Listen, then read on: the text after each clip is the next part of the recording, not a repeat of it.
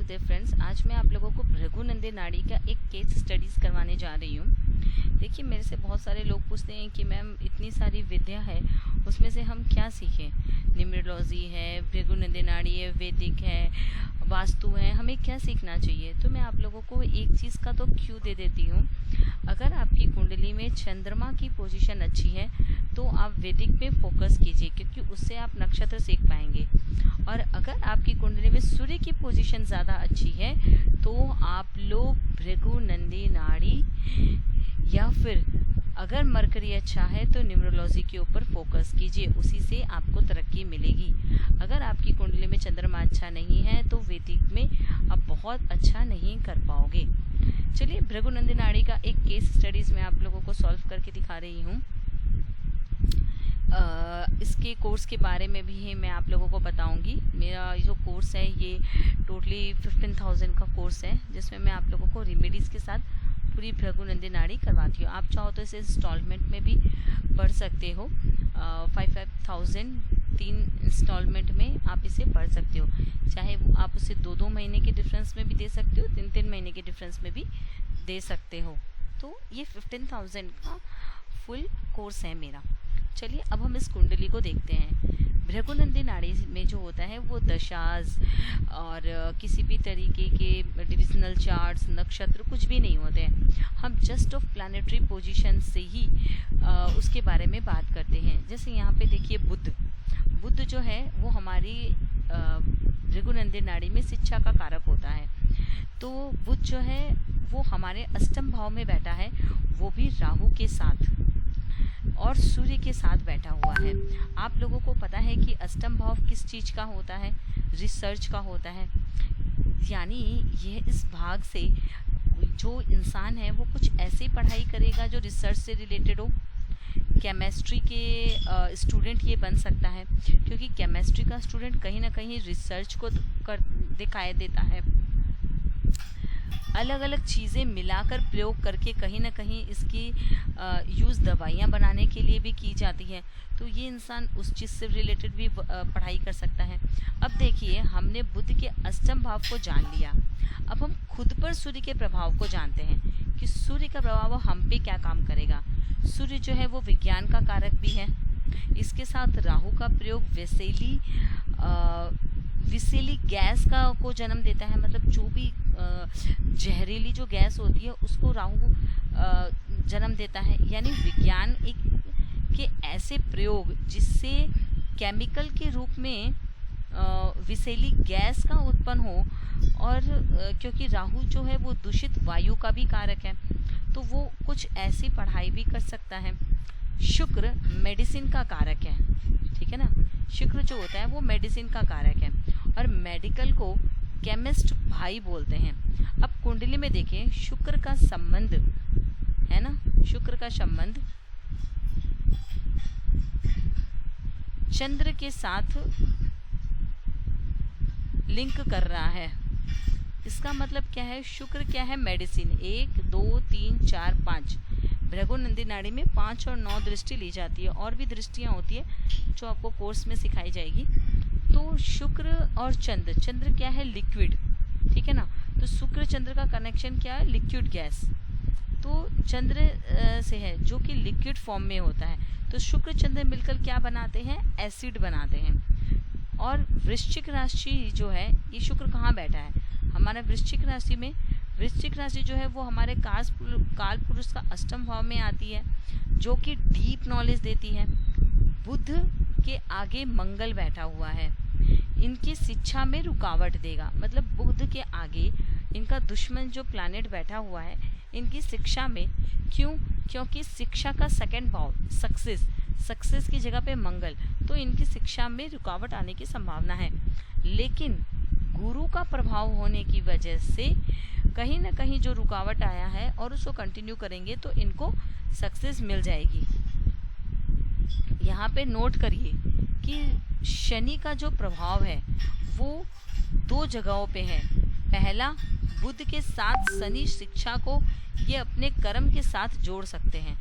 देखिए, बुध जो है 1 2 3 4 5 बुध और शनि का आपस में कनेक्शन बन रहा है। मतलब अपनी शिक्षा को, शनि मतलब कर्म, बुध अपनी शिक्षा के साथ शनि को कर्म जीवन में जोड़ता है। आपने कई बार देखा होगा, कई लोग अपनी शिक्षा तो कुछ और करते हैं और कर्म जीवन कुछ और करते हैं, लेकिन यहाँ पर शनि 10वें भाव में बुध से शिक्षा लेकर 11वें भाव में वक्री होकर जा रहा है और 9वें भाव में बैठे ग्रहों के साथ से संबंध बना रहा है। यानी इससे यह सिद्ध होता है कि शनि इनके द्वारा ली गई शिक्षा को कर्म के अंदर चेंज कर देता है। बुध पर पड़ने वाले प्रभाव हमारी शिक्षा के प्रभाव को बताते हैं। ठीक है, लेकिन एक बात देखें, यहाँ सूर्य नीच राशि में है ना, और शनि सूर्य से संबंध तोड़ रहा है। सूर्य और शनि आपस में संबंध तोड़ रहे हैं क्योंकि शनि पीछे भी आ रहा है, इसलिए इन्हें सरकारी नौकरी मिलने में परेशानी देगा। अब सरकारी नौकरी के लिए इन्हें क्या उपाय करना चाहिए, आप लोग अपनी राय में बताएंगे। आप लोग अपनी राय में सोचिए, मैं आगे बताऊंगी आप लोगों को रेमेडीज भी। शनि का संबंध सूर्य से अपने आप में एक पितृ दोष का निर्माण करता है। जो एक थोड़ा सा भी ये जो शनि और सूर्य का कनेक्शन बन रहा है, ये एक तरीके का पितृदोष भी कहलाता है। इसी पितृदोष के कारण भगवान राम को वनवास हुआ था। आप देखिए, भाग्य स्थान में कहीं ना कहीं मंगल अपना अग्नि तत्व खो रहा है। क्यों? क्योंकि ये जल राशि है ना, अपना अग्नि तत्व खो रहा है। गंदे जल वाली राशि में बैठकर दूसरा शनि देव वक्री होकर पीछे आता है। तो ये शनि देव जो है वक्री होकर पीछे आ रहा है, तो उनका भी संबंध 9वें भाव पर पड़ रहा है। क्यों? क्योंकि इसमें 3 और 11 के भी कनेक्शन हम लोग लेते हैं, 9वें भाव पर पड़ता है। इससे सिद्ध होता है कि इनके परिवार में कहीं ना कहीं पितृ और पुत्र दोष का प्रॉब्लम है। दूसरा देखें, सूर्य जो होता है इसमें संतान का कारक होता है और उसका संबंध राहु से है और शनि से है, और शनि वक्री होकर 5वें भाव में, शनि वक्री होकर 5वें भाव में भी दृष्टि डाल रहा है। यहाँ से वक्री होकर इसके 5वें भाव में दृष्टि डाल रहा है और उसका संबंध राहु से है और शनि से है।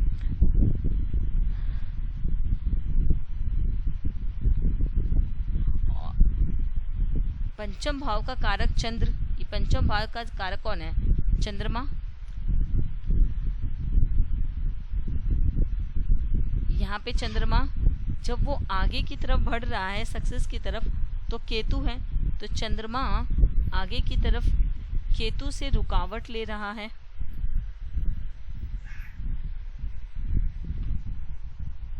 ना।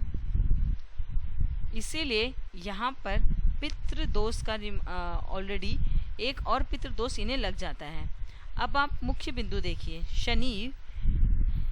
शनि देव जो होते हैं वो भृगुनंदी नाड़ी में शिव का रूप माने जाते हैं।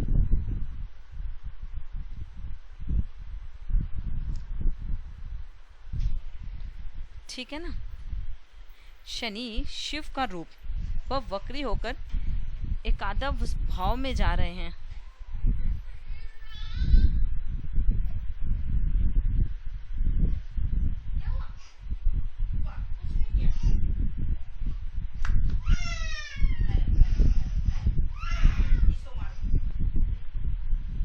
अब इसमें मैं आप लोगों को कुछ रेमेडी बताती हूँ।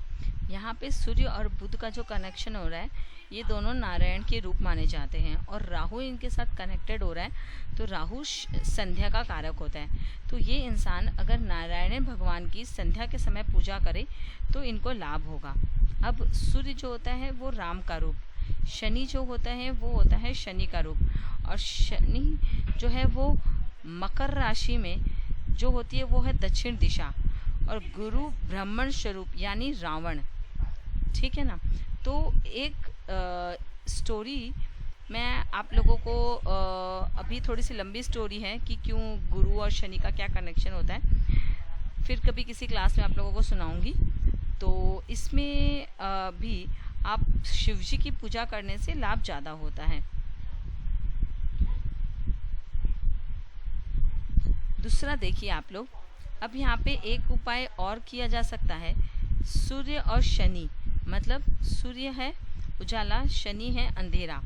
ठीक है ना, और शनि है सर्वेंट, और राहु जो है थोड़ा सा उसमें छेदन। तो ऐसे आप किसी इंसान व्यक्ति को खाना खिला सकते हैं जो अपाहिज हो, और संध्या के समय खिलाने से उसका ज़्यादा लाभ होगा। भृगुनंदी नाड़ी में केस जो है, हम लोग लड़का जो होता है उसमें हम लोग जुपिटर को लड़के के लिए लग्न मानते हैं, ठीक है। हम इस लग्न से भी कंपैरिजन की कुंडली देखते हैं, गुरु को लग्न मान के भी हम देखते हैं, और उसकी कुंडली में कहाँ पे क्या प्रॉब्लम है ये सारा डिटेल हम देखते हैं। तो इस एक केस स्टडीज़ में यहीं पे फिनिश करती हूँ। एंड आगे आप लोग को कोई भी डिटेल पूछना हो तो आप मेरे 7439483562 नंबर पे कांटेक्ट कर सकते हैं। Thank you.